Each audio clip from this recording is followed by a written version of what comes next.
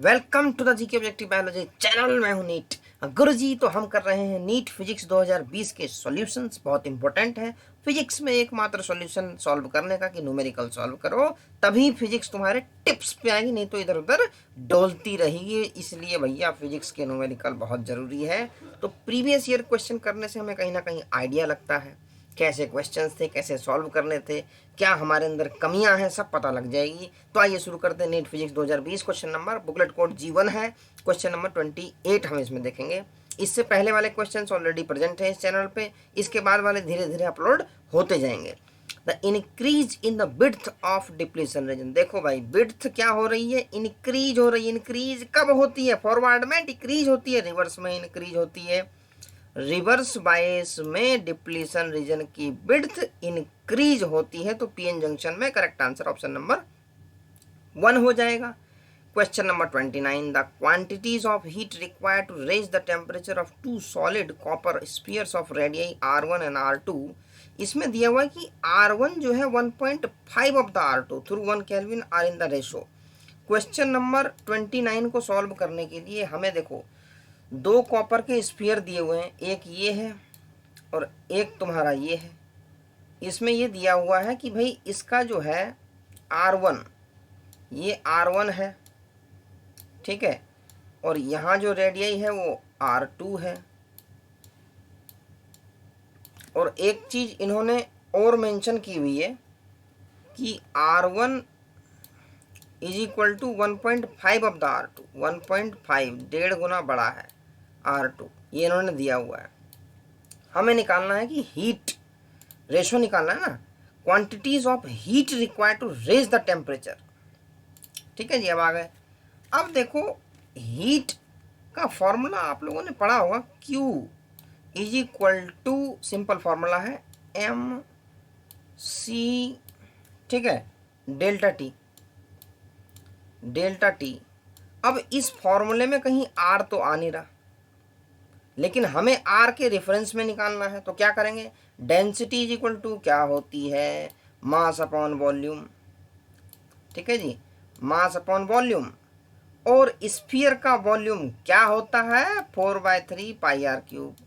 4/3 pi R cube. आया ध्यान, R आ गया क्या हमारे फॉर्मूले में? अब R यहाँ से आ गया। ठीक है जी। अब मास की वैल्यू गिवन है तो ठीक है, नहीं, मास हमें इस फॉर्मूले में प्रेजेंट है। जब मास प्रेजेंट है तो मास की is equal to D into V हो सकता है, इज इक्वल टू MV। तो मैं M को रिप्लेस कर दूंगा D इंटू V से। ठीक है, तो Q इज इक्वल टू जो हमारा रिवाइज्ड फॉर्मूला हो जाएगा वो हो जाएगा, रो मान लो पहले, V क्या है? 4/3 pi R cube. Pi R cube, बाकी ये ऐसे ही रह जाएगा, C डेल्टा T ऐसे ही रह जाएंगे। अब हमें निकालना रेशो है भैया Q1 डिवाइडेड बाई Q2 क्या होगा? एक चीज आप देखो, ये कांस्टेंट है दोनों में, ये कांस्टेंट है और डेंसिटी भी कांस्टेंट है। क्या रह गया? ये 4/3 भी कांस्टेंट है, पाई भी कांस्टेंट है, R क्यूब हमारा रह गया। तो R1 का क्यूब डिवाइडेड बाई R2 का क्यूब। ठीक है, ये हो गया। अब तुम ये देखो, R1 is equal to 1.5 of the R2 हमें गिवन है, तो 1.5 R2, ठीक है, डिवाइडेड बाई R2। इसका मैं कर दूंगा क्यूब। जब मैं क्यूब कर दूंगा तो R2 से R2 कट जाएगा, इसका रेशो आएगा भाई 3.375। 3.375 ये इसका रेशो आएगा। ठीक है, 3.375। लेकिन अगर मैं ऑप्शन पे जाऊं तो कहीं ये दिया हुआ नहीं है। तो देखो, 9 डिवाइडेड बाई 4, तो 4 दुनिया 2 पॉइंट कुछ आएगा, 2 इसमें 1 पॉइंट कुछ आएगा, इसमें 1 पॉइंट कुछ आएगा, 3 पॉइंट इसी में आएगा 27/8 में। तो करेक्ट आंसर हो जाएगा ये।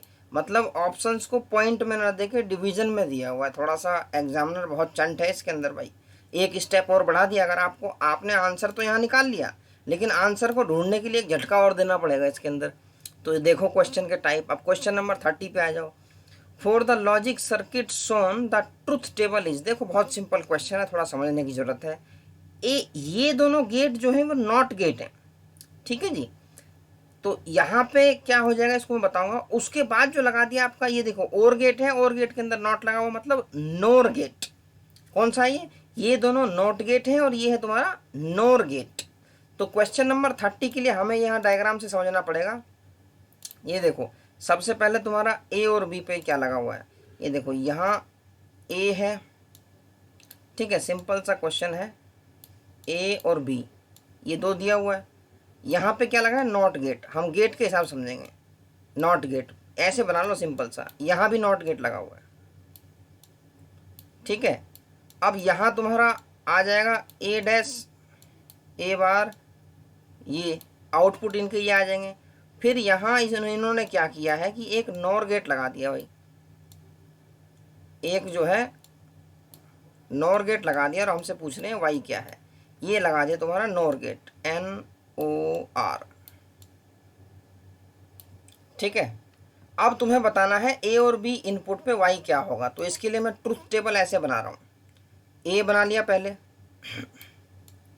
बी बना लिया,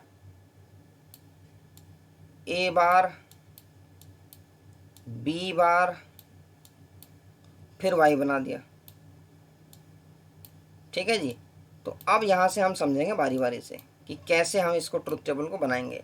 ए और बी दोनों, देखो पहला कॉम्बिनेशन मैं क्या बना रहा हूँ, पहला ले लो आप 0 0 का, 0 और 0 का, दूसरा ले लो आप 0 1 का, तीसरा ले लो आप 1 और 0 का, चौथा ले लो आप 1 और 1 का।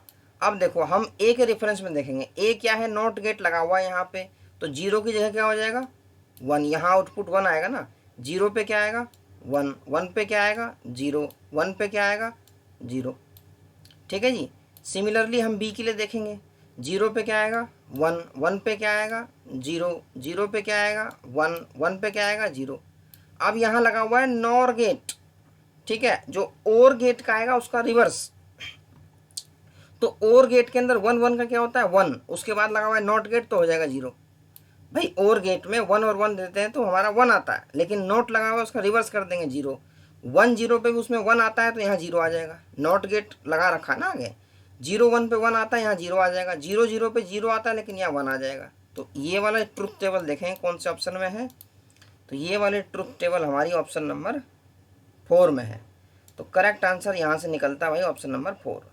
तो सिंपल क्वेश्चन था, इसके अंदर बस तुम्हें ये ध्यान देना था कि यहाँ नॉट गेट लगे हुए हैं, उसके बाद ये नोर गेट लगा हुआ है, जिसने और गेट समझ के कर दिया वो तो गलत कर देगा। ये देखो ये लगा हुआ है ना गोल सा।